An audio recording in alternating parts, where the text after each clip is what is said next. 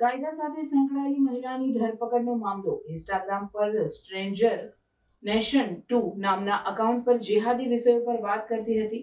Facebook પર હતું stranger of nation અને સ્ટ્રેન્જર ઓફ નેશન 2 નામનું અકાઉન્ટ હતું. બેંગલુરુની શમા પરવીન ચલાવતી હતી સોશિયલ મીડિયા અકાઉન્ટ. મહિલા આરોપીને મોબાઈલ સાથે પકડી પાડવામાં આવી. મહિલા અગાઉ પકડાયેલ ચારેય આરોપીના સંપર્કમાં કામ કરતી હતી. ધાર્મિક હિંસા અને દેશ વિરુદ્ધ કૃત્યો અકાઉન્ટમાં મૂકવામાં આવતા હતા. પાકિસ્તાન અને અન્ય દેશો સાથે સંપર્ક હોવાનો ખુલાસો. મહિલા ઝારખંડની મૂળ રહેવાસી અને પ્રોફાઇલની વધુ તપાસ શરૂ કરાઈ. અગાઉ એટીએસે AQISના 4 આરોપીઓની ધરપકડ કરી હતી. આ બધાના ધ્યાનમાં હશે કે લાસ્ટ 22/7ના દિવસે એટીએસ ખાતે એક યુએપી અને બીએનએસમાં એક કેસ કરવામાં આવેલ હતો, જેમાં AQIS થી સંકળાયેલ 4 આરોપીઓની ધરપકડ કરવામાં આવેલ હતી, જે કે ફેક દિલ્હીથી, ફરદીન અમદાવાદથી, સૈફુલ્લા કુરૈશી મોડાસાથી અને જીશાનને નોઈડાથી પકડવામાં આવેલ હતો. આ લોકોની બધાની 14 દિવસના અમને રિમાન્ડ મળ્યા હતા.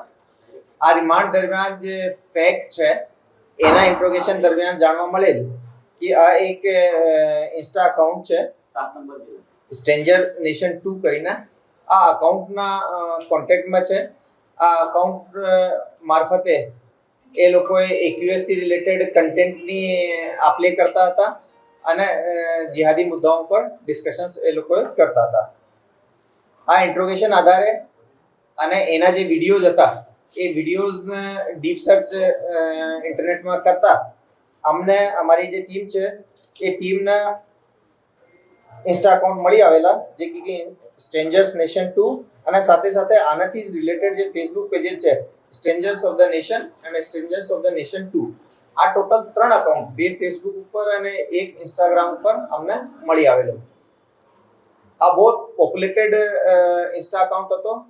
કહેવાનો કે આના જે ફોલોઅર્સ છે એ 10,000 થી પણ વધારે દરેક અકાઉન્ટ ઉપર ફોલોઅર્સ હતા અને ઘણા બધા કન્ટેન્ટ્સ એ લોકોએ મૂકતા હતા.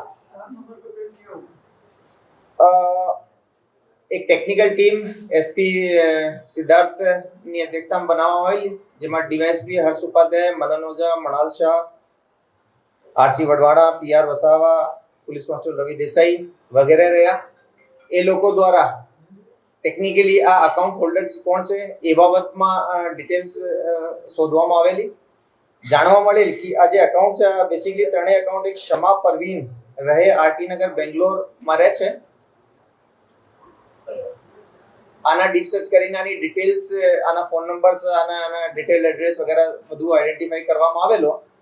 એ આધારે પછી એક ટીમ બનાવવામાં આવેલી, જેમાં DYSP Virjit Parmar, PI S Chavda, PI Manal Shah, PSI Aman Patel, Vijay Patel, ASI Hinaben Makwana, આ લોકોની એક સંયુક્ત ટીમ બેંગ્લોર ખાતે રવાના થયેલ. ઇન્ટર સ્ટેટ ઓપરેશન હોય, રાજ્ય પોલીસ અને સેન્ટ્રલ એજન્સીઓની ત્યાં મદદ લેવામાં આવેલ, જેમાં ઘણી ફલદાયક સાબિત થયેલ. અને આ જે સસ્પેક્ટ આરોપી છે એને ત્યાંથી એને ઘરેથી ડિટેન કરવામાં આવેલ. એના ફોન જે છે સસ્પેક્ટેડ ફોન એ ત્યાંથી સીઝ કરવામાં આવેલ અને એ પ્રાઇમા ફેસી જોતા આ ફોન નંબર્સમાં અને એના પ્રાઇમા ફેસી પૂછપરછ કરતા એ જાતે આ અકાઉન્ટ ચલાવે છે એ રીતની આ એના દ્વારા એનો સ્ટેટમેન્ટ લેવામાં આવેલો. પછી આ જે આરોપી છે એનો એક ટ્રાન્ઝિટ રિમાન્ડ લઈને અહીંયા આજે અમદાવાદ ખાતે લઈને આવેલ છીએ.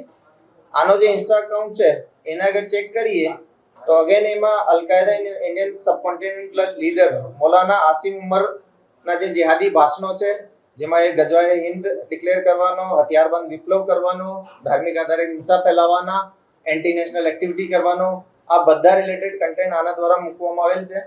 આ સાથે સાથે અલ-કાયદાના જે ઇમામ અનવર ઓલાકીના જેહાદી પ્રવચનો પણ આના દ્વારા મોકલવામાં આવેલ છે. સાથે સાથે લાહોરની લાલ મસ્જિદના મૌલાના અબ્દુલ અઝીઝ નો બયાન પણ એ પોસ્ટ કરી છે, જેમાં કે ભારતમાં ધાર્મિક આધારે હિંસા ફેલાવીને દેશ વિરુદ્ધ કામગીરી કરવા માટે લોકોને એ લોકોએ ઉકસાવતા હતા. હાલ અમે એ લેડીને આજે અહીંયા લઈને આવ્યા છીએ. હવે હાલમાં એને કોર્ટમાં પ્રોડ્યુસ કરીને અમે આગળની કાર્યવાહી કરીશું. પાકિસ્તાન કનેક્શન કોઈ સામે મળી એ જે છે એને ત્યાંથી જ એના ઘરથી જ ડિટેન કરીને અમે લોકો અહીંયા ટ્રાન્ઝિટ વોરંટ ઉપર લઈને આવ્યા છીએ. પ્રાઇમા ફેસિયાનો ફોન ત્યાં જ અમે સીઝ કરી દીધા હતા, પરંતુ એની પૂછપરછમાં જાણવા મળેલ છે કે આ ઘણા બધા પાકિસ્તાની જે વોટ્સઅપ નંબર છે એની જોડે કોન્ટેક્ટમાં હતી.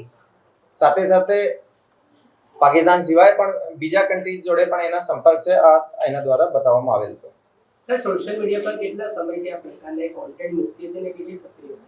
જો અમે એના રિસેન્ટ જે કન્ટેન્ટ છે એ કન્ટેન્ટ આધારે આપણે કહીએ છીએ કે આ રીતના સસ્પેક્ટેડ કન્ટેન્ટ છે. આજે જ અમે એને લઈને આવ્યા છીએ. એની પ્રોફાઇલ કેટલી જૂની છે એ અમે થોડો આનો ડિટેલ અભ્યાસ કરીને આપણે કહીશું, અને આ પ્રોફાઇલ્સમાં ક્યારથી એ લોકોએ રેડિકલ કન્ટેન્ટ અને અલકાયદા રિલેટેડ કન્ટેન્ટ મૂકવા માંડ્યા છે એ પણ અમે આપણે ડ્યુરિંગ ઇન્વેસ્ટિગેશન જણાવીશું. કાયદાની ભાષામાં આને આતંકી કહેવાય મહિલાને કે શું કહેવાય? જો આપણે યુએપીએ જે એક્ટ છે એમાં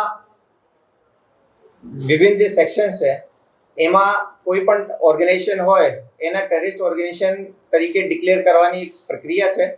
આ રીતે અલકાયદા જે છે અને એનાથી એસોસિએટ જે ઓર્ગેનાઇઝેશન છે, જે કે અલકાયદા ઇન ઇન્ડિયન સબકોન્ટિનેન્ટ હોય યા એની બીજા કોઈ રાજ્યો દેશોની જે શાખાઓ હોય એને આતંકવાદી સંગઠન તરીકે ડિક્લેર કરવામાં આવેલ છે. એમાં ડાયરેક્ટલી જોડાયેલા, એમાં કોઈ એની મેમ્બરશિપ લીધી હોય, એના ફાઇનાન્સ કરતા હોય, એના જે મટીરિયલ છે એનો પ્રચાર પ્રસાર કરતા હોય, એ બધા લોકોને અમે એના AKIથી સંબંધ માનીએ છીએ.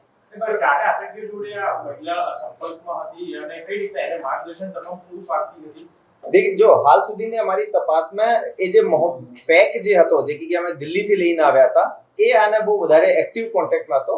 આગળનો જે ગ્રુપ હતો એ ફેક ચલાવતો હતો, અને ફેક સિવાય પણ થઈ શકે કે આ મહિલાએ બીજા ઘણા બધા લોકોના કોન્ટેક્ટમાં હોય, તો અમે એની પણ તપાસ કરીશું.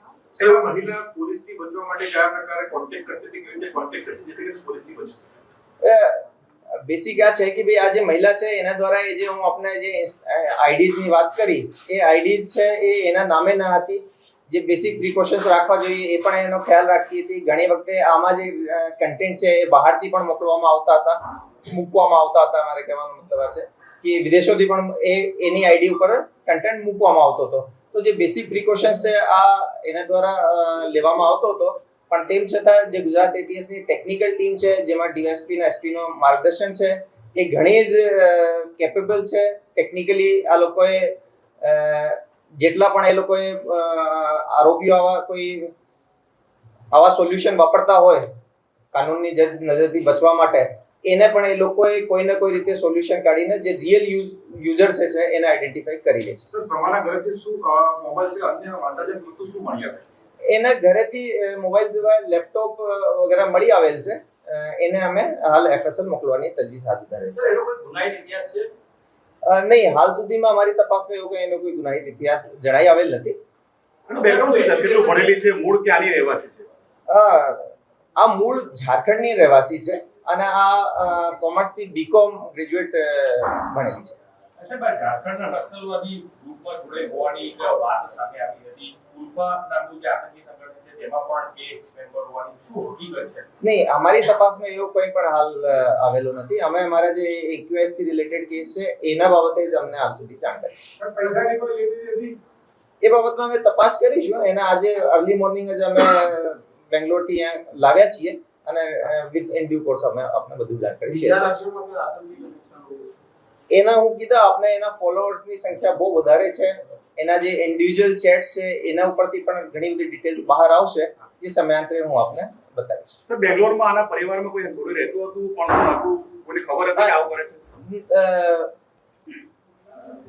એ જનરલી જે મહિલા છે એ એકલી વધારે રહેતી હતી. એ એના રૂમમાંથી વધારે બહાર નહીં નીકળવાનો. આજુબાજુના લોકોથી પણ જે જાણકારી મળી લેવામાં એ બહુ ઓછી બહાર નીકળતી હતી. ઘરમાં એના બ્રધર અને મધર અને ફેમિલી જોડે રહેતી હતી. પણ આ લોકોના પણ પ્રાથમિક રીતે કહેવામાં આ લોકોને આ બાબતની ખબર ન હતી.